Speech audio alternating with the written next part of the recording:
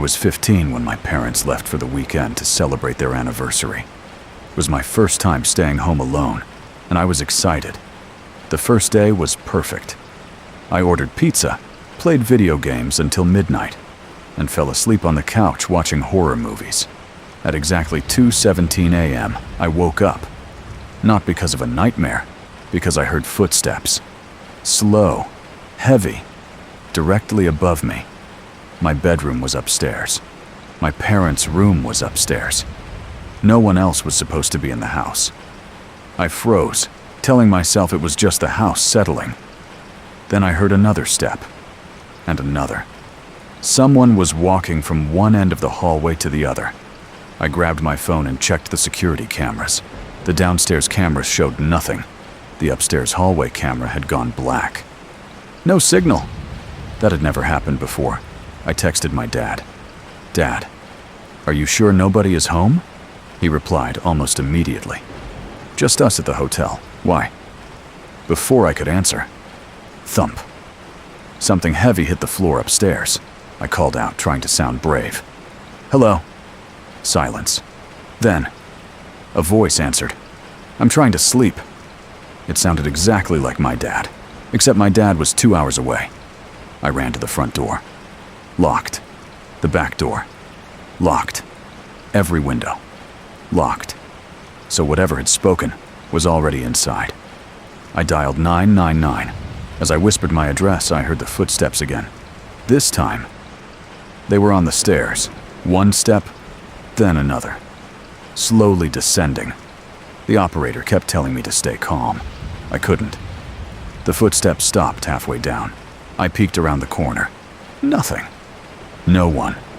Just darkness. Then my phone buzzed. It was another text from my dad. "We forgot to tell you." What? The attic door sticks sometimes. My blood turned cold. Our attic entrance was upstairs, above the hallway.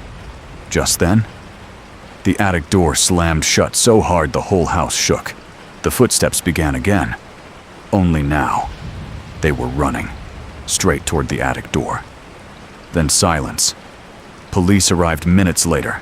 They searched every room. Nothing. Until one officer looked into the attic. He climbed down without saying a word. Another officer quietly led me outside. I asked what they found. He hesitated. Finally, he said, "Someone has been living up there." There was a sleeping bag, food wrappers, empty water bottles, and dozens of photographs. Every single one. Of me. Sleeping.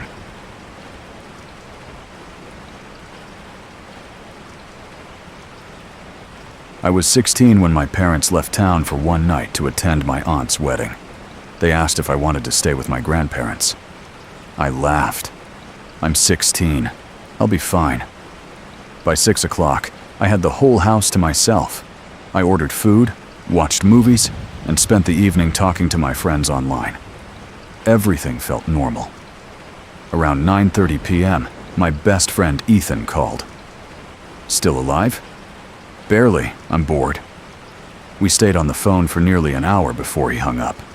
Before ending the call, he jokingly said, "If someone knocks tonight, don't answer." I laughed. Very funny. I mean it. Then he disconnected. At exactly 11:58 p.m., someone knocked on my front door. 3 slow knocks. Knock, knock, knock. I looked through the peephole. Nobody. The porch was empty. I opened the front door anyway. Nothing. No cars. No people. Just the sound of crickets. I shrugged and locked the door again. A few minutes later, my phone buzzed. It was Ethan. "Did someone knock?" I stared at the message. How could he know? I called him immediately. "You were messing with me?" "What?" "The knocking." I wasn't joking. "What are you talking about?" "My older brother told me something years ago." I rolled my eyes. "You're trying to scare me." "No. If someone knocks once, it's probably nothing. If someone knocks twice, don't answer." I laughed. "That's the dumbest thing I've ever heard." He didn't laugh back. "Promise me." "Fine." We hung up. I locked every door again just to make myself feel better. At 1:07 a.m., it happened again. Knock, knock, knock. This time, it came from the back door. I slowly walked into the kitchen. The backyard was pitch black. The motion light hadn't turned on. Whoever knocked wasn't standing near the door anymore. I looked through the glass. Nothing. Then my phone buzzed. Dad. Everything okay? I smiled. Perfect timing. I think someone's messing with me, he replied almost instantly. We're still 2 hours away. Stay inside. Before I could answer, 3 more knocks. This time, on the kitchen window. Right beside my face. I jumped backward. There was no one there. My heart raced. The window looked out over the deck, completely empty. No footprints. Nothing. Around 2 in the morning, I finally convinced myself I was imagining things. I turned off the downstairs lights and headed upstairs. As I reached the landing, someone knocked. From inside the house, 3 slow knocks. Knock, knock, knock. Coming from my parents' bedroom. I stopped breathing. Their bedroom door was closed. I knew nobody had gone upstairs. I would have seen them. The knocking came again. Then, a voice, very quietly. Can you help me? It sounded exactly like my mom. My parents were over 100 miles away. I backed away from the door. The voice came again. I'm hurt. Then, I know you're outside. I ran into my bedroom and locked the door. I called my mom. She answered immediately. Sweetheart. I burst into tears. Mom, someone's pretending to be you. Silence. Then she said something I'll never forget. Whatever you do, don't answer anyone who sounds like us. The call suddenly disconnected. No signal. I tried calling back. Nothing. Then I heard footsteps in the hallway. Slow, dragging. They stopped outside my bedroom. A gentle knock. 3 times. Then my dad's voice. It's okay. Open the door. I squeezed my eyes shut. No, my parents were hours away. It isn't real, I whispered to myself. The voice changed. Now it sounded like Ethan. Dude, it's me. Then my grandmother. Then my little cousin. Then, my own voice. Open the door. I covered my ears. The knocking grew louder. The door began shaking. Pictures fell from the walls. The lights flickered. Then everything stopped. Complete silence. A few minutes later, I saw flashing blue lights through my window. Police. I unlocked my bedroom and ran downstairs.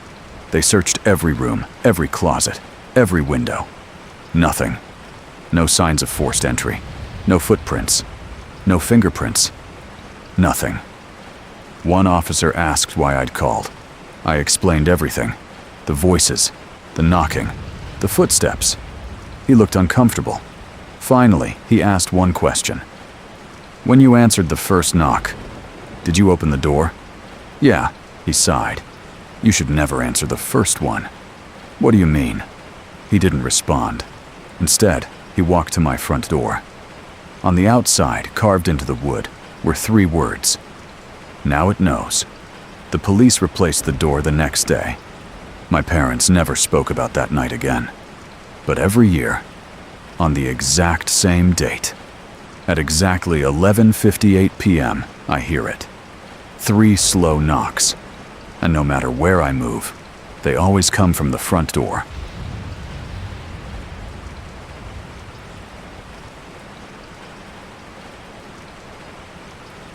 The only reason my parents let me stay home alone was because we had security cameras everywhere. One covered the front door, one watched the driveway, one faced the backyard, and one sat in the upstairs hallway. If anything happens, my dad said before leaving, just check the cameras. Simple enough. They left just after 5 on a rainy Saturday afternoon. By 8, I had already finished dinner, watched a movie, and was lying on the couch scrolling through my phone. Around 9:45, my phone buzzed with a notification. Motion detected. Backyard camera. I opened the app. Rain was pouring down. The backyard was empty. I assumed a tree branch had moved in the wind and ignored it. 5 minutes later. Another notification. Motion detected. Backyard camera. Again, nothing. No people. No animals. Just rain. I sighed and muted the notifications. At 10:30, the power flickered. The lights went out for about 3 seconds before coming back on. A minute later, my security app reopened by itself. I hadn't touched my phone. The live feed from the upstairs hallway was already playing. The hallway was empty. Then, at the far end of the screen, a bedroom door slowly opened. My bedroom door. I frowned. That couldn't be right. I was downstairs. Nobody else was home. I watched as the door opened wider. Nothing came out. After a few seconds, it slowly closed again. I laughed nervously. It must be delayed footage. To prove it, I walked upstairs. As I reached the hallway, my bedroom door was wide open, exactly like it had been on the camera. A chill ran through me. I knew I'd closed it earlier. I checked every room. Nothing. No one. I shut the door again and went back downstairs. 10 minutes later. Motion detected. Upstairs hallway. I stared at the notification for a long moment before opening it. The hallway was empty. My bedroom door was still closed. Then, the doorknob turned. Slowly. The door opened just a crack. No one stepped out. It stayed open for almost 20 seconds before closing by itself. I looked toward the ceiling. There wasn't a sound upstairs. I decided I'd had enough. I called my dad. He answered right away. It's probably a glitch. The camera shows my door opening. Go look. I already did. It's probably the air conditioning. I wasn't convinced.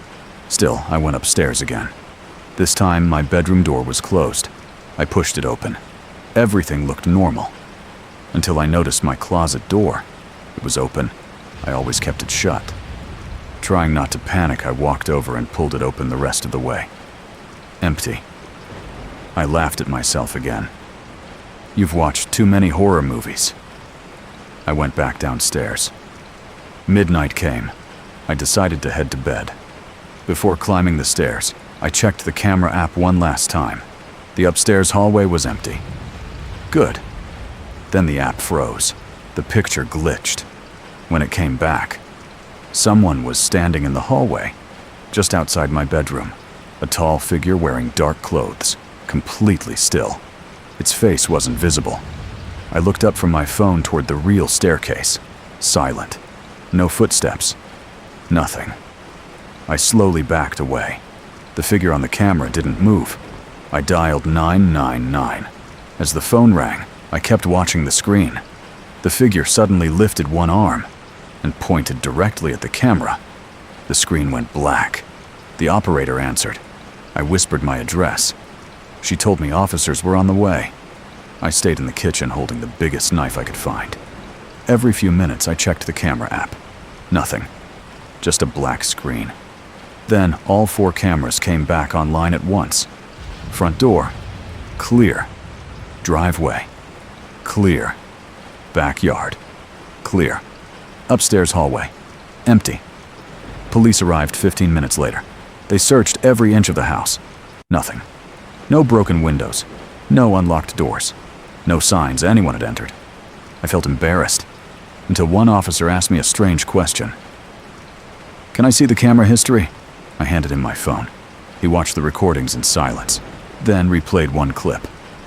"The figure," he said. "It isn't standing in the hallway." "What?" He zoomed in. The image sharpened. My stomach dropped. The person wasn't in the hallway. They were standing inside my bedroom, looking out through the doorway. The camera angle had made it look farther away. The officers searched my room again. Nothing. No hiding places. No attic access. No crawl space. Eventually they left. My parents came home early the next morning. A week later, my dad replaced every camera in the house. When he disconnected the old hallway camera, he called me upstairs. "Look at this." Someone had scratched words into the back of the camera housing. words that couldn't be seen while it was mounted. They read, "I wasn't on the camera, I was behind you." We moved out 2 months later. I still have security cameras in every house I've lived in since, but I never watch the recordings after midnight.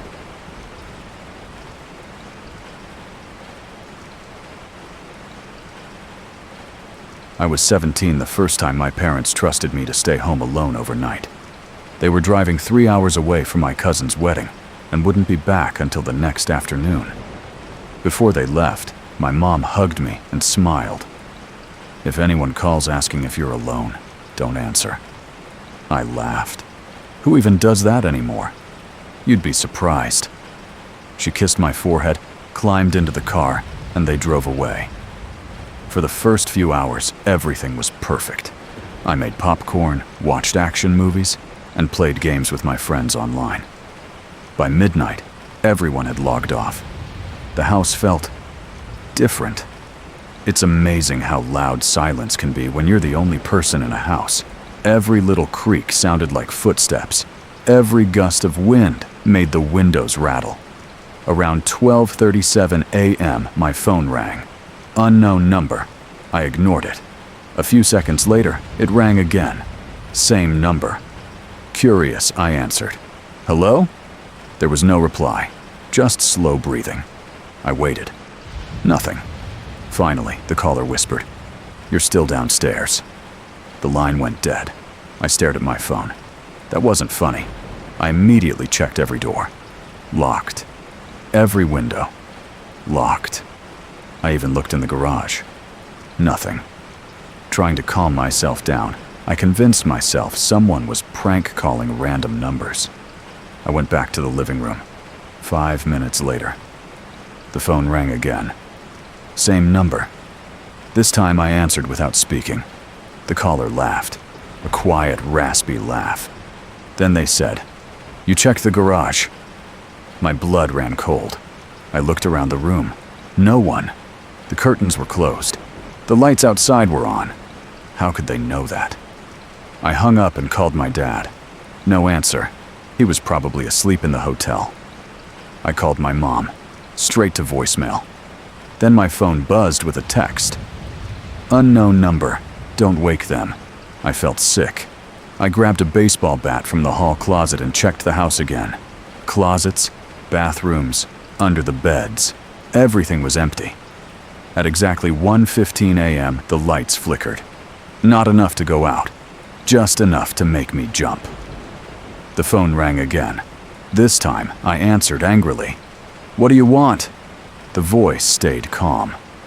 "I want you to stop looking in the wrong places." Click. I ran upstairs. Every room was empty. As I walked back down the hall, my phone buzzed again. A picture message. It was a photo of my house, taken from outside. The timestamp read 1:16 a.m. It had just been taken. I rushed to the front window. Nobody. Nothing. The driveway was empty. Another message arrived. Wrong window. I slowly turned toward the kitchen. The backyard was completely dark. Then the motion light switched on. Standing at the fence was someone wearing a black hoodie.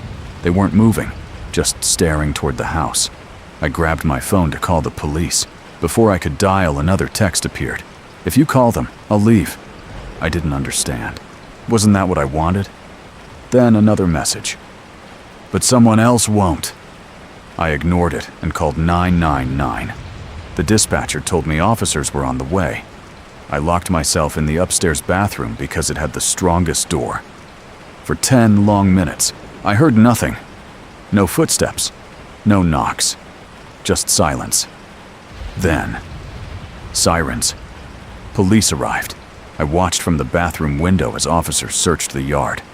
They found no one near the fence, but one officer suddenly shouted. Another officer ran toward the side of the house. A few minutes later, they knocked on the bathroom door. "It's safe now." I came downstairs, shaking. An officer pointed to a small basement window near the back of the house. The screen had been removed. Fresh mud covered the floor beneath it. Someone had crawled inside. "What about the person at the fence?" I asked. The officer looked confused. "What person?" "The one texting me." He showed me something. Hidden behind the washing machine was a backpack. Inside it were bottled water, snacks, gloves, and a cheap prepaid phone. The same number that had been calling me all night. Whoever had been inside the house had been texting and calling me from downstairs while I searched upstairs. The person by the fence, if there ever was one, had simply been a distraction. The intruder had slipped out through the basement window just before the police arrived. They never caught them. A month later, I got another call from an unknown number. I answered without thinking. A familiar voice whispered, "You finally checked the right place." Then the line went dead. I changed my number that same day. It didn't matter. Every year, on the anniversary of that night, my phone rings once. Always at 12:37 a.m. Always from unknown number. And no matter what phone I own, it always gets through.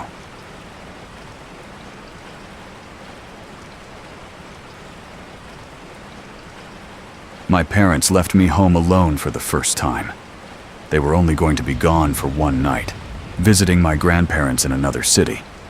Before they left, my mom made me promise not to open the door for anyone. "If you order food," she said, "wait until the driver leaves before opening the door." I rolled my eyes. I know. By 7 that evening, the house felt strangely quiet. I ordered a burger, turned on a movie, and tried to enjoy having the place to myself. Around 8:15 p.m., my phone buzzed. "Your order has arrived." A minute later, the doorbell rang. I looked through the peephole. A delivery driver stood on the porch holding a paper bag. He looked normal enough. Baseball cap, red jacket, delivery bag. He smiled and waved at the doorbell camera. I waited for him to put the food down. Instead, he just stood there. 30 seconds passed. Then a minute, still standing. I checked the app. It still showed, "Driver is delivering your order." Another minute passed. Finally, he placed the food on the porch. I smiled in relief. But instead of walking back to his car, he stepped off the porch and disappeared around the side of my house. I frowned. Why would he go that way? There was nothing beside the house except a narrow path leading to the backyard. I waited another minute. No car started, no headlights, nothing. Curious, I checked the driveway. Empty. There wasn't a delivery car anywhere. A knot formed in my stomach. I decided not to get the food. A few minutes later, my phone rang. It was the delivery driver. I answered. "Hi, I think you forgot your food." His voice sounded annoyed. "I've been gone for 10 minutes. "No, you haven't." "What?" "I watched you walk behind my house." There was silence. Then he said, "I never got out of my car." The call ended. I stared at the phone. That made no sense. Someone had definitely been standing on my porch. Then my doorbell camera sent a notification. Motion detected. I opened the live feed. The food bag was still there. But now, the porch was empty. The figure was gone. I replayed the recording. The driver walked onto the porch exactly as I remembered. He waited, placed the food down. Then, instead of walking away, the video glitched. For 3 seconds, the screen filled with static. When the picture returned, the porch was empty. The man hadn't walked away. He had simply vanished. A loud bang came from the back of the house. Then another. Someone was trying the back door. I called 999 immediately. The dispatcher told me to stay upstairs and lock myself in my bedroom. As I ran up the stairs, I heard the back door handle shaking violently. Bang, bang, bang. Then, silence. 5 long minutes passed before I heard police sirens. Officers searched the property. They found muddy footprints leading from the backyard to the woods. But what they found on my porch scared me even more. The delivery bag. It wasn't from the restaurant. It was an old paper grocery bag. Inside was no food, just a disposable camera. The officers developed the film the next day. Every photo had been taken through the windows of my house.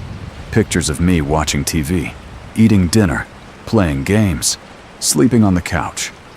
The oldest photo was dated 3 weeks before my parents had even planned their trip. Someone had been watching our house long before I was ever home alone. The police searched the surrounding woods, but never found the person. A month later, the real delivery company emailed me to apologize. According to their GPS records, my driver had canceled the order after getting into a minor accident 2 streets away. No replacement driver was ever sent, which means the person who knocked on my door that night was never delivering food in the first place.